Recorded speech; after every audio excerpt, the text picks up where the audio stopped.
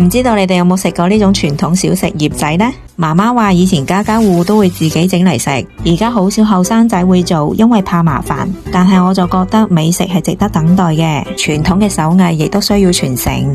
糯米粉搓好之後，跟住落嚟用佐料機準備餡料，慳翻啲時間。用佐料碗將配料攪碎備用，多碗分類攪拌方便衛生。浸好嘅蝦米、冬菇、炒香嘅花生打碎，加咗花生會香好多。新鮮嘅豬肉用玻璃大碗打碎，打到呢種肉質細膩嘅狀態就得啦。全部材料準備好，就可以炒餡啦。豬肉炒香之後，加入冬菇同埋蝦米，繼續炒出香味，再加入煮熟嘅眉豆。